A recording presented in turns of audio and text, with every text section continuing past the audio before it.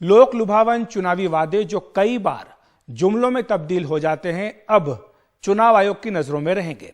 देश में रेवड़ी संस्कृति पर चल रही बहस के बीच आयोग ने सभी राजनीतिक दलों को पत्र लिखकर उनसे इस तरह के चुनावी वादों को लेकर उनकी राय मांगी है, जो मुफ्त रेवड़ियों की श्रेणी में आते हैं। कल ही एसबीआई ने अपनी रिपोर्ट में कहा था कि फ्रीबीज की यह संस्कृति टाइम बम की तरह टिक टिक कर रही है और किसी भी दिन अर्थव्यवस्था का भट्टा बैठा देगी। सुप्रीम कोर्ट में भी इस मुद्दे पर लंबी सुनवाई हुई, जिसके बाद इस मामले को विस्तृत सुनवाई के लिए 3 जजों की पीठ को सौंप दिया गया है।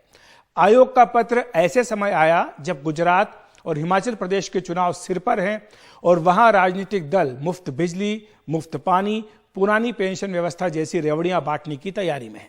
आइए देखते हैं कि चुनाव आयोग ने अपने पत्र में क्या क्या बातें कही हैं इन राजनीतिक दलों को, और रेवड़ियों पर क्या गाज गिरेगी, यह सवाल पूछा जा रहा है। चाहे वो पानी हो, चाहे बिजली हो, चाहे राशन हो, इनको लेकर के लगातार सवाल उठ रहे हैं कि क्या रेवड़ियों पर अब गाज गिरेगी। लोक लुभावन वादे इन्हें कहा जाता है और अब इनको लेकर चुनाव आयोग सख्त दिखाई दे रहा है। इसने सभी राजनीतिक दलों को पत्र लिखकर उनकी राय मांगी है, उनसे पूछा है कि क्या किया जाना चाहिए, और ऐसा लगता है कि चुनावी वादों को लेकर चुनाव आयोग अब नए नियमों की तैयारी कर रहा है और इसीलिए राय मांगी गई है। 19 अक्टूबर तक सभी दलों से कहा है कि वे अपना जवाब सौंप दे। अगर जवाब नहीं देते हैं तो माना जाएगा कि उनके पास कहने के लिए कुछ भी नहीं है इस मामले में।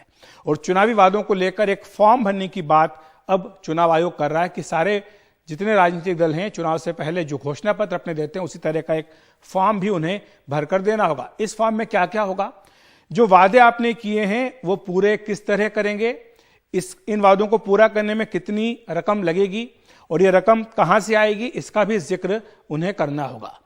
लोगों को इन वादों से किस तरह लाभ पहुंचेगा ये भी राजनीतिक दल गिनाएंगे, और साथ ही वादे पूरे करने के लिए संसाधन कहां से आएंगे, पैसा कहां से आएगा, ये भी दलों को बताना होगा। राज्य या फिर केंद्र सरकार के वित्तीय हालात पर इन वादों को पूरा करने का क्या असर होगा, यह भी इस फॉर्म के जरिए, प्रोफार्मा के जरिए चुनाव आयोग को बताना होगा।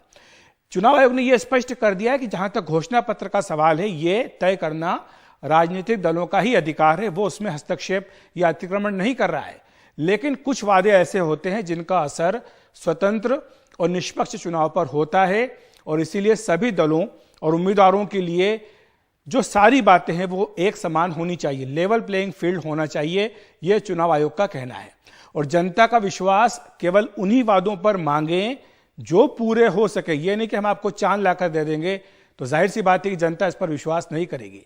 केवल उन्हीं वादों पर जनता का भरोसा मांगे जो पूरे हो सकते हैं, और जो खोखले चुनावी वादे हैं, यानी ऐसे वादे जो पूरे नहीं हो सकते हैं लेकिन उनके नाम पर वोट मांगे जाते हैं, उनका दूरगामी परिणाम होता है। यह इस पत्र में आयोग ने लिखा है। उसमें माना है आयोग ने कि अभी जो आदर्श आचार संहिता है उसमें भी चुनावी वादों की जानकारी देने का प्रावधान है, लेकिन राजनीतिक दल अक्सर आदर्श आचार संहिता के इस दायरे में प्रावधान के तहत पूरी जानकारी नहीं देते, जिसके कारण पारदर्शिता का अभाव होता है, यह आयोग ने स्पष्ट किया है। और आपको हमने जैसा कहा था कि सुप्रीम कोर्ट में इस मामले पर सुनवाई हुई थी, कोर्ट ने यहां तक टिप्पणी की थी कि अगर फ्रीबीज पर चुनाव आयोग कुछ नहीं कर सकता तो उसे भगवान बचाए, यह सुप्रीम कोर्ट की टिप्पणी थी। और आयोग ने सुप्रीम कोर्ट से एफिडेविट के जरिए यह कहा था कि वो फ्रीबीज के मामले पर कुछ भी नहीं कर सकता, उसके पास कोई अधिकार नहीं है।